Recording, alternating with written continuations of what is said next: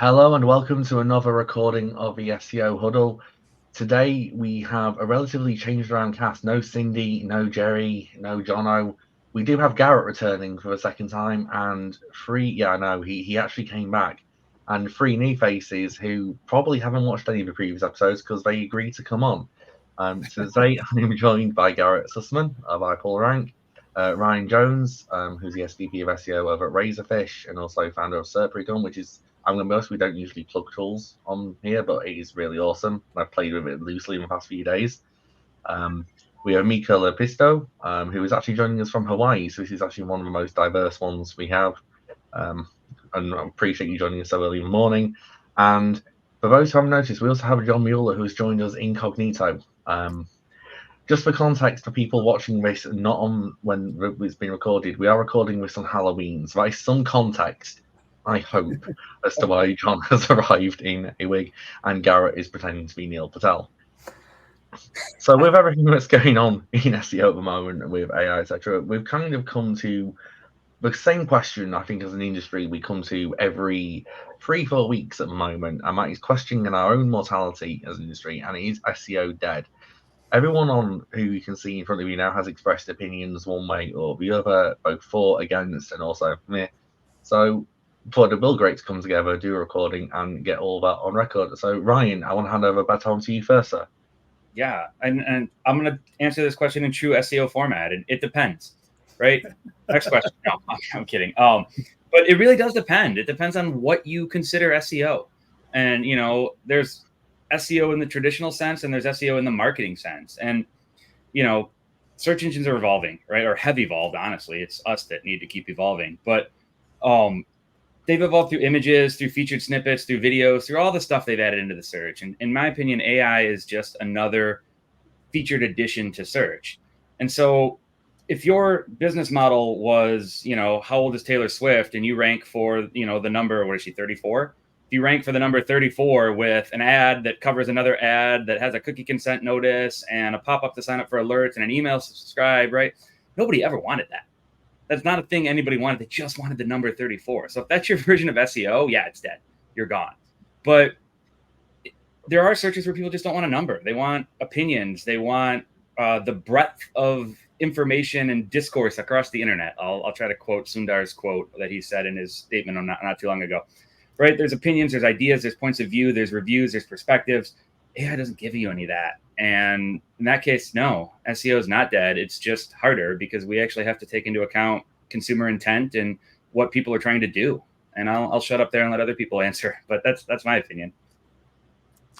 The thing that I've been dealing with a lot lately, to that point, Ryan, is there's this like philosophical direction that we're going in, because in essence, Google and whatever platform you're optimizing for is editorial by nature. If you're not doing a definitive a fact of when the US was got independence, everything has nuance. So ultimately, yes, we're dealing with machine algorithms, machine learning in terms of what factors are ranking things at the top, but there's still an editorial element there, because I remember when Perspectives was launched last year, it's like, how do you decide what is the highest ranking perspective? Like, that is an editorial decision. Is it based on popularity?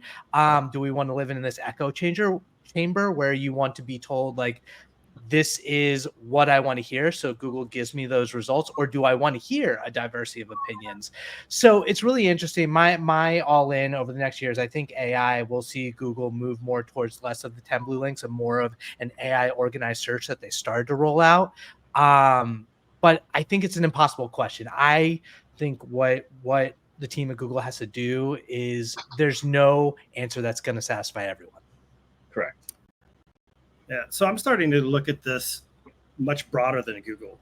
So we're having AI agents, right? And those are going to be distributed. You can just set it to go do whatever you want to. So Google may just become a database, one database that these AI agents are interacting with. So where do we see that going? That's kind of where I'm looking at this.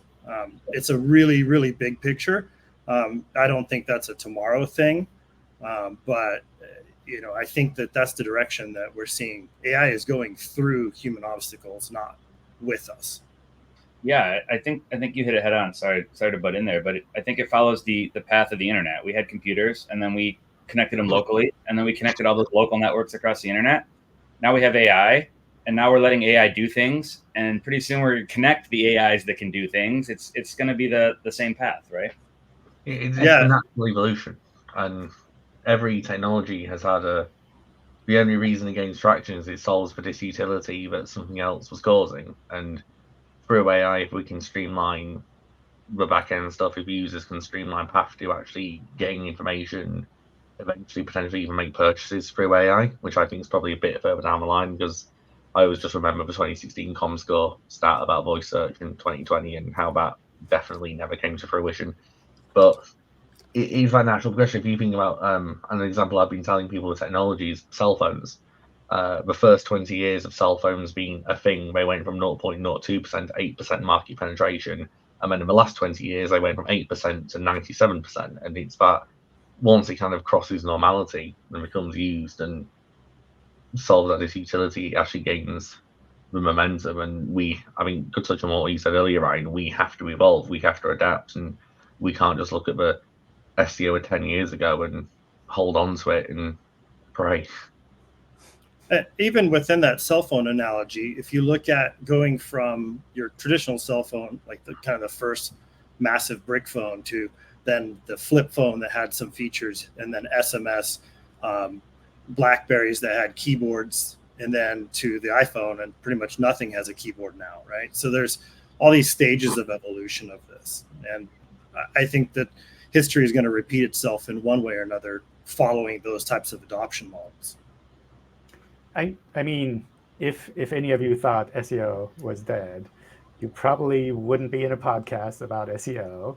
So it's like, I think that kind of gives away what we think.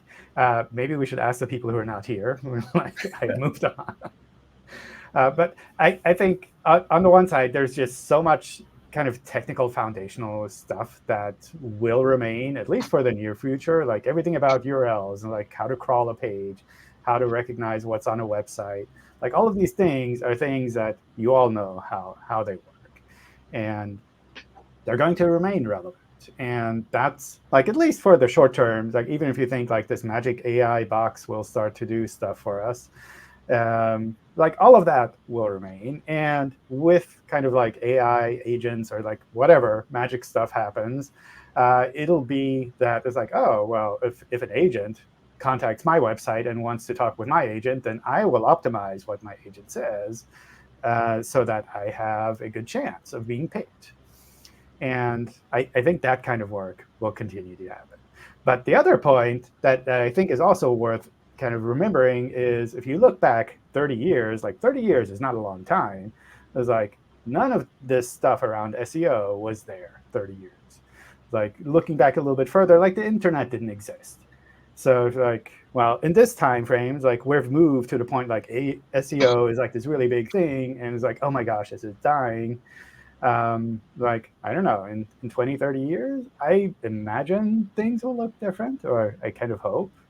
And like how SEO will be there, kind of we'll see, I guess, or like some of us will see, I guess.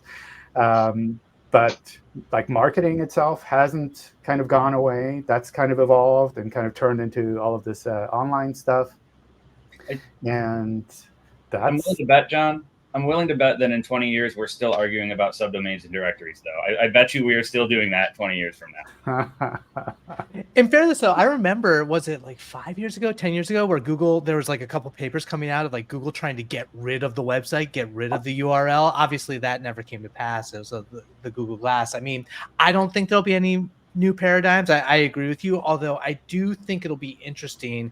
Just before this podcast launch, OpenAI announced that they're adding their search button to their chat, which is funny. It's kind of like, in my opinion, like a walking a dog in a circle, because with RAG, they're originally reaching out to search. Then they're like, we're going to do search GPT. And now they're like, we're going to integrate this feature into chat. And I think that's the direction. I mean, ultimately, we'll see Google integrate Gemini with search and whatever Astra turns out to be, because we haven't really tapped into the multimodal. Google's launching Lens and Circle to Search, and obviously all in AI.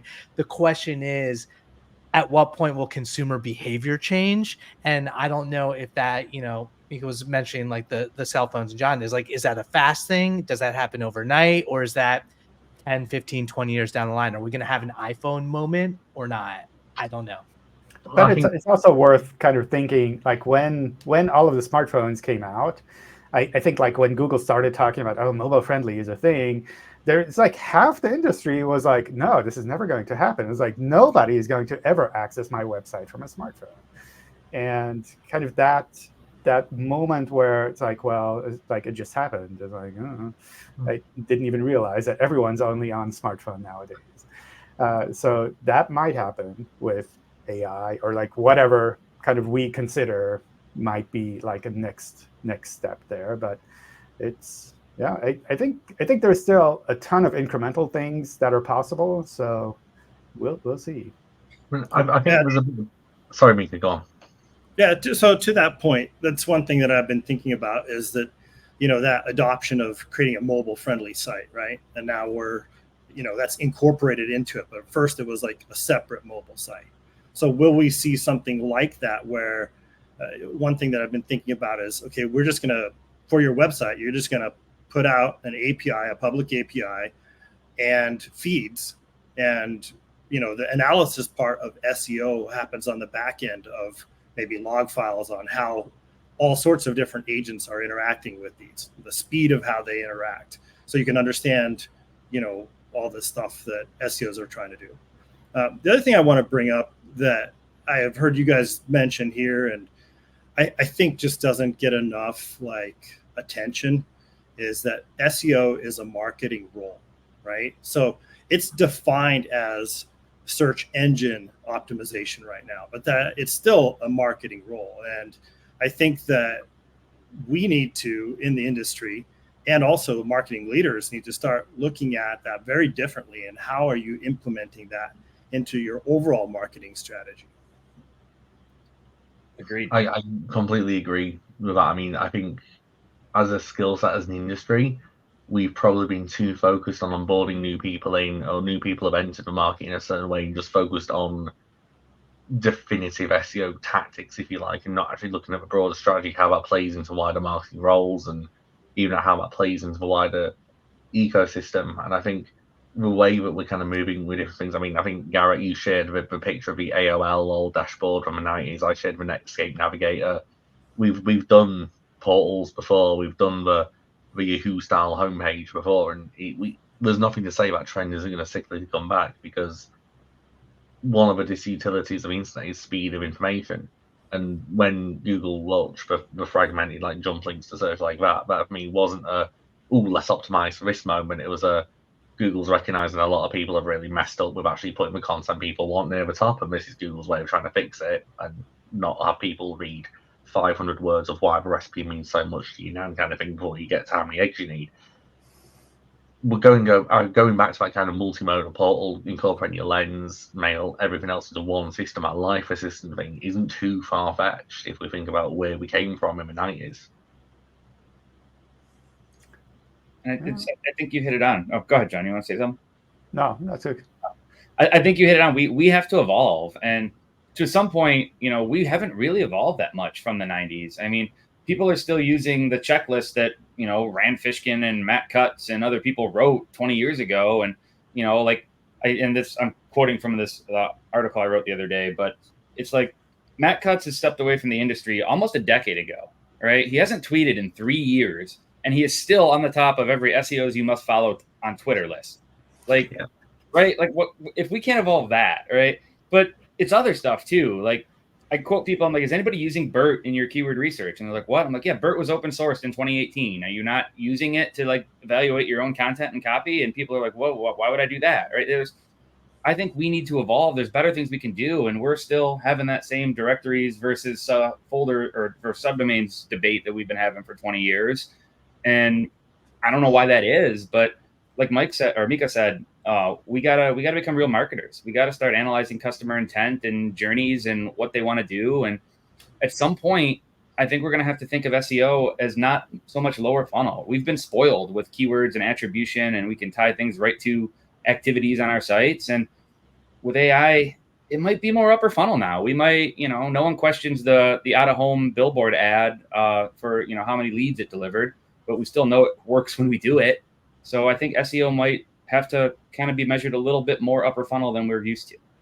Yeah, I think Will Reynolds did a really good piece on that, on how we need to re-educate the metrics and how we need to move on. But I think, to your point, right, a lot of the issue we have with this is that for the most part, SEO became the checklists, it became automations in rudimentary tools, it became something commoditized where you try to make it an apples versus apples when comparing vendor to vendor, and it came down to cost and deliverable, and it lost its place as a strategic function and a data piece analysis, just to a who can deliver the most green or red checks in a list kind of thing, and then give me a path to fixing it. And this, for me, like how the industry's moving with the AI stuff, and I kind of like that panic being caused by the middle, because I always think in our industry, you're always going to have the lower end who will service small businesses who don't have big budgets, who they can compete on doing little things, because I don't know, they're HVAC in Staunton, Virginia, or something like that. They don't need a massive budget, and then you'll have the high-end enterprise of just solving problems which should never have existed on the internet, but hey, they have done because there's 20 years of technical debt. That middle, who've been fighting for the past 10, 15 years for the 2-3 grand technical audit and all bells, all whistles, dancing thing, that's going to squeeze hard, and that's not a bad thing for the industry, in my opinion. I think all of the technical stuff will also evolve quite a bit. Where, like, if you look back maybe 10 years, like a big struggle was like, how do I make my pages be indexable? And nowadays, you set up a CMS, you use, I don't know, WordPress or Wix or anything, and basically out of the box, it's like SEO ready, essentially. Like that foundation is already there. And then you have kind of like the higher end systems where you really have to work together with engineers to actually get something done. But all of that middle ground is essentially already covered. And that means that, or at least to me, it means that a lot of the SEO, kind of traditional SEO work, will kind of either move to more technical things for like really large companies, or more almost like marketing strategic things for kind of the middle, lower tier markets, where it's basically like, well, technically, it's like, I don't have to set up a canonical. It's like already there. And you focus more on the strategy, on understanding your users, making sure that you're providing something that's useful for them. I think we're gonna see that with tech too, right? Is just what is schema, what are canonical tags, what are XML sitemaps? They're all hints to help Google work better, search engines work better. And as AI evolves more, search engines evolve more, we're probably not going to need any of that stuff, to be honest. Yeah, and I was going to say, to your point, Ryan, I think, looking at the audience, the way I keep coming back to user behavior, is that as we feel more comfortable and able to get AI can surface the information that we want, it's going to change the way that people search. We're so also spoiled with going for, head term keywords and getting volume traffic at scale. And like, that's not the future. The future is going to be granular. It's going to be personalized. It's going to be longer term natural language types of queries, which require a different type of content. And it's going to be interesting to see how businesses adapt, whether you invest resources in that type of content, or if there are businesses that just abdicate spaces and say, we're not going to create content specifically for organic search as a channel. And if it gets surfaced, then great, we'll take that revenue, but we're going to do what's best for our business. And hopefully at that point, Google can still surface that content that's not optimized for organic search and give a user experience that's great. And then maybe everybody wins. But I do think the way that we think about keywords is going to change. It's not going to be about email marketing and get that. It's going to be a more contextual search. So there's two things that I hope to see out of this. One is that, like, the fundamentals, the out of the box SEO that John mentioned, like, it's just there, right? So we've talked about kind of the low tier, not to degrade that, right? But the smaller volume, more local type of SEO service, which is very important to a lot of businesses. But beyond that, like the fly-by-night practitioners, but like I would love to see that just gone, because it's ruined the industry in a lot of ways. People have a hard time providing actually valuable services because companies have been burned by that. So I'd love to see that go away. The other thing that I feel is like an underlying theme that we're talking about here, and you see a lot of other people talking about, is brand marketing and how SEO is incorporated into that, but also the entire business process, right? How happy are your customers? And like, we're trying to understand that through reviews and things like that are still pretty easy to manipulate, Reddit threads, that kind of stuff. I would love to see that go away too, that manipulation and really starting to hold businesses to be much more accountable for the entire consumer experience, right? So think about the brands that you are like, that you just trust, right? Patagonia is one that I like. And, I have a backpack that it's lasted 15 years. It's been fixed by them twice, no questions asked, So it's like, they deserve, in my opinion, to be surfaced for what people are looking for around Patagonia's product offering. I agree. Yeah, and I think if people are thinking in terms of an SEO page or SEO content, you've already lost, right? You're already behind. You have, like Mika just said, you got to focus on that user experience. And the anecdote we were joking about earlier, and I won't give the context or anything to give the site or the context away, but it's like someone said, my content is awesome, but I'm not ranking. And it's like, well, yeah, you have an ad that's covering an ad that's covering the other ad that's covering your content. Like, is that really the user experience? At some point, it's no longer about the quality of your content. It is about what is the overall user experience, right? I think that's a massive hole in just the general understanding of SEO at the moment. So I think even 2-3 days ago in Noah's fantastic Slack group, where someone kind of saying, it might be Noah's, we had a page ranking for this query, we want this retail page to rank. So what we did is we took a page that was ranking 7th and redirected it to the retail page, and now Google's chosen page C, and that ranks 14th. Why? And it's like, well, the SERP isn't a linear 1 to 10. There's different source types. There's different quick, like, multiple common interpretations being matched by multiple different pieces of content. You can't just go, oh, the page ranks in seconds like ours, let's just try to target about in that way. It's about understanding. And I think it was your point, Garrett, we're going to move away from how we've tracked keywords. That's been moving away for quite a while, but as an industry, you haven't yet kept up with that wholly. And fairness to content creators, like Google, like it was mentioned earlier, but Google's incentivized the copycat checklist behavior for the longest time. And we're not there yet. Like, there are still, a lot of high volume terms where you'll search and you'll see the same exact title and the same exact content. And there's no real clues in terms of what is ultimately going to rank. And the other big thing is, like, the difference in search traffic between ranking 1 and ranking 2 is massive. And so I think that until we see more variety in search results, we're going to continue to see people just copying each other and having all this stuff rise to the top. Like, it will happen eventually. And there's a problem with quality content to begin with. Like, we make this joke about these websites, the independent websites, like, not ranking, and you look at the Forbes, and I know we all like laugh at Forbes, but like, their content is sometimes better than what else should rank up there. And I hate to say it, it's like, you look at it, yes, they have more resources than everybody else, so they're going to be able to invest more and do better content a lot of times, but like, that's just what happens when you're in the NBA and you are a top superstar player. If you're, a great player in the street league, you're not going to be able to compete in the NBA because you don't have the pedigree. Well, that's just business all around, though, isn't it? Because, like, say you're a local business and you do, I don't know, pest control. If you've got 3 vans and you can do 3 bookings a day, and you're against someone who's got 25, and they're driving around more, they've got the bigger visibility, you're naturally not going to have as big a slice of a pie just because you don't have that scale. So you don't. I think it was the Brad Pitt movie Moneyball. If we play like the Yankees in here, we lose to the Yankees out there. It's that kind of level of notion we need to move away from as an industry.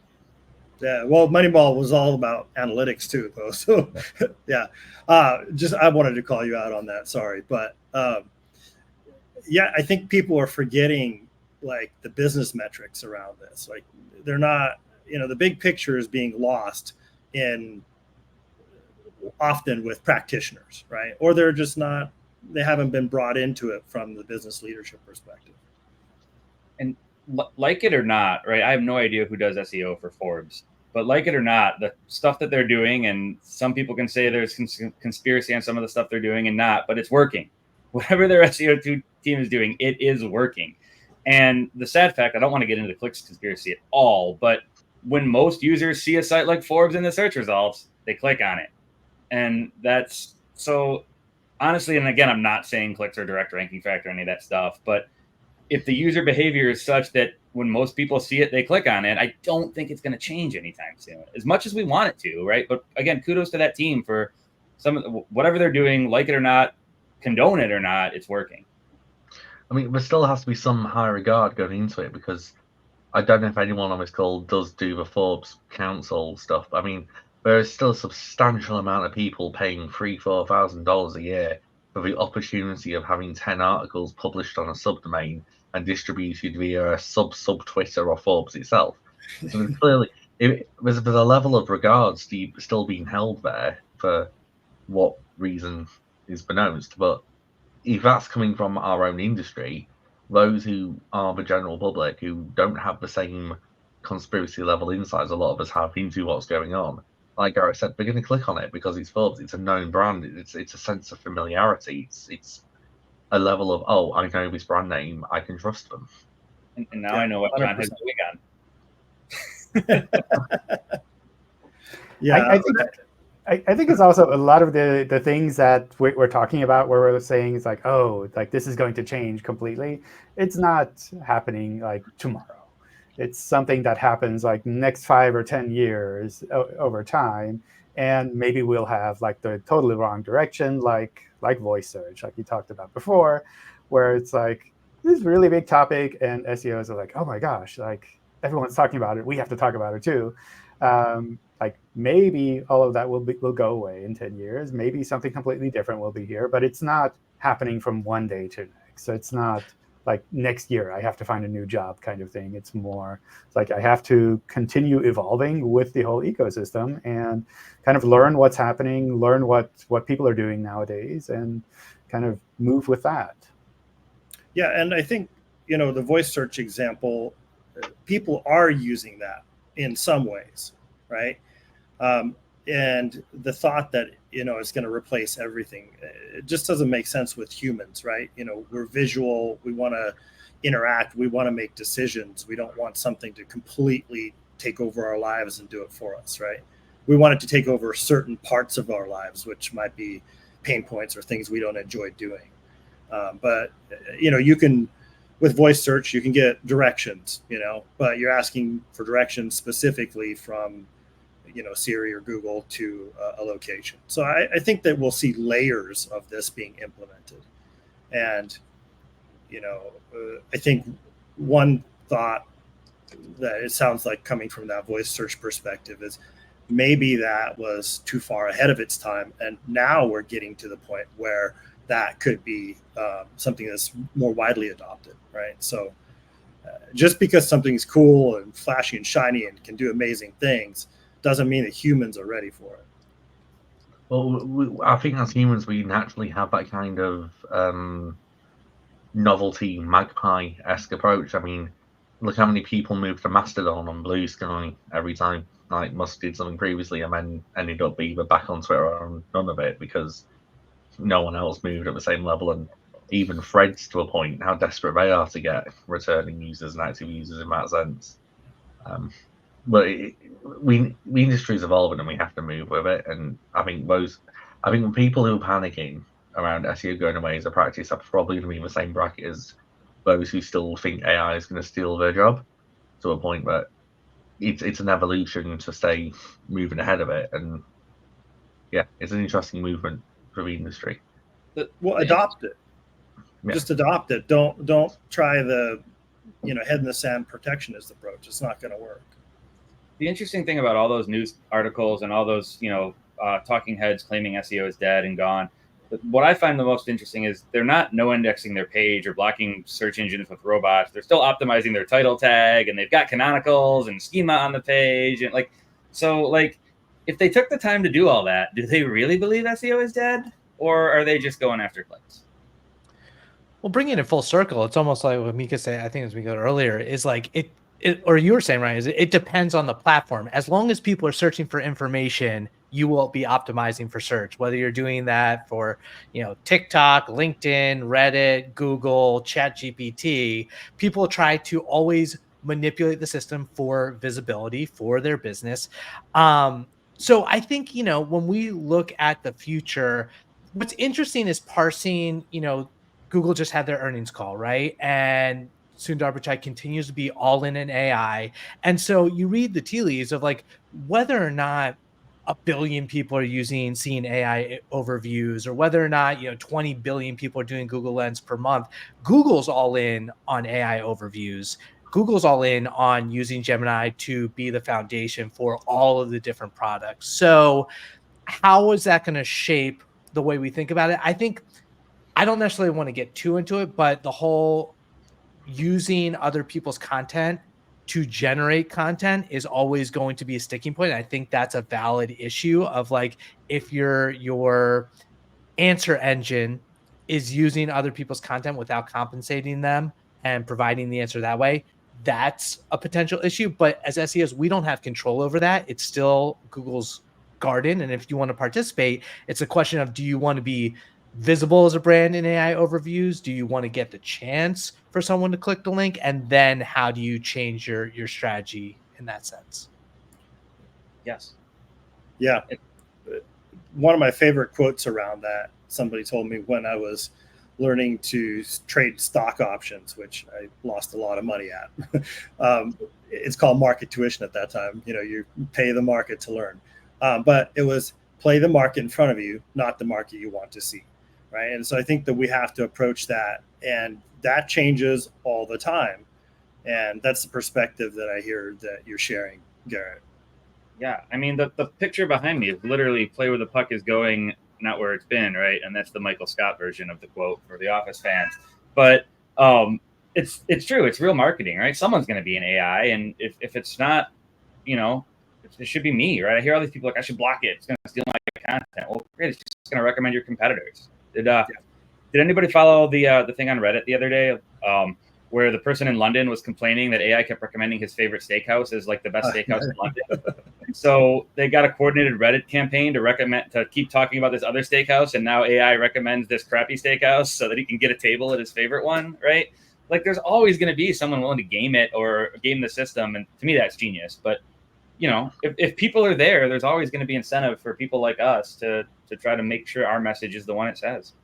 But with that, whilst there's a manipulation going on, well, I say this inevitably and hopefully, well, with measures that are going into play, like 15, 16 years ago, we all used to spam links and unique article wizard, and I say probably not all of us, down low, but then all of a sudden a penguin appeared, and the fact I put play to that. So the only difference I see now is that back then it was a lot more Western in what we were approaching stuff with. But now we've kind of become a bit more sharpshooter in the sense of, we can manipulate this way now. Whereas Google's just got to become more, and other AI platforms have got to become more sophisticated in preventing that abuse system, whether or not it's like, there's a high velocity of this happening that doesn't correlate with anything else in the news. Or because I think Google business profiles have that to an extent, in that if people start review bombing Google business profiles, because that's already in place. And that was already relatively good in terms of recognizing sentiment. So, and I always kind of thought with Penguin was an element of velocity and repetition and timings with link stuff. So there's back-end systems there which hopefully will kick into play and prevent that. But there's always going to be people looking for the loopholes and people finding them. Well, and I think that that's valid. And while we're looking at these forward-looking scenario, right? We should be paying attention to that and adapting. But business is also competitive, and we should compete on today's playing field, right? While not painting us into a corner or doing something that's going to ruin our brand in the future. So if you're not, your competitors are doing it. 100%. And we keep talking, we like dance around like local. We have to remember like local is one thing, general SEO is another, international is another, e-commerce. Like e-commerce is what fascinates me the most because there's still like Amazon's this elephant in the room. Google is doing a whole bunch of like changing up of the way that it surfaces information for e-commerce. And I think it's almost an opportunity for Google to get it right. And, they just did an AI version of Google Shopping, and there's so much data and information through structured data, attributes, merchant center of how you can surface your e-commerce details that I'm very curious to see, because I still feel like personally, whenever I search anything on Google Shopping, it's awful. You see the top 10 brands, and then you can't see the variety beyond that. And maybe that's on me for not searching properly. I don't think it is. But I think there's going to be a lot of changes there. And that's another SEO opportunity because there's so much information around products that isn't put online that should be, that would help searchers find it better. I mean, even thinking about the e-commerce journey, and you touched on Amazon there, we could do this for hours and even talk about things like Rufus, which is now launched globally with Amazon, and how that's, I've been doing some testing with it, so I'm trying to put some data on it. That is a horrendous experience. I can see how it will just take, and I know Google, like you've spoken about the messy middle quite a bit, but it's almost like Rufus is trying to intercept so high up, it's taking you away from that learning and discovery journey. You're just immediately going, here is the rucksack you want. By the way, it's an Amazon Basic, and it's just that kind of linchpin at the moment. But yeah, there's so many different AI mechanisms happening across the different platforms, and we're a lot of the industry is still in the quackery debate of whether or not TikTok's a search engine or not. So we're at least in the good books. We've got that first mover advantage of not caring whether or not it is. Have you seen, just on a tangent here, have you seen that you can go to Rufus and just give it like a coding question and it'll answer? Like it's not walled to just Amazon's products. But you see that with a lot of chatbots, like a lot of company chatbots where it's like, I'm happy to explain my product to you. And it's like, I write some Python code to sort all your products alphabetically. And it's like, sure, here. Awesome. But still, Gemini won't tell us how the algorithm works. Sorry, Ryan. I was going to say, because most of them are just API calls to an existing model out there. And, it's going to be helpful. Definitely. Well, I kind of guess, unfortunately, that is bringing us to a close for this recording. Unfortunately, Garrett has a Halloween party to go to, which he actually has a very cool costume for, which I hope he explains on X or Twitter. He's Rick Astley. That's wonderful. That's the copyright flag for this video sorted. So to close out, John, I kind of guess the question to you, is SEO dead, dying, or just evolving from rookie to champion form? I don't know. I have to pass. I was so thinking that he was going to say it depends. Thank you for not falling into that trap. But either that or just yes. Yes. Yes. That's it. Please don't ask me that question. Yes. No. Well, I'd like to say thank you very much to everyone who's joined because it's been quite a big time difference. I appreciate it's gone 8 in the evening for yourself, John, and Mika. It's very early in the day for you in Hawaii, and everyone else is scattered around in the middle somewhere. So without further ado, I'd like to say thank you to Ryan, Mika, Garrett, and John for joining us on this version of SEO Huddle. If you want to be a part of one of these conversations, like Garrett just DM'd me on Slack one day, and now he's here for a second time. It must be funny. He came back twice. Or if you have any other comments, please do let us know. But otherwise, thank you very much for watching, and thank you, John, for your time. Yeah, thank you, John. Bye. And Dan, Ryan. Thanks for Garrett. joining. Thanks all.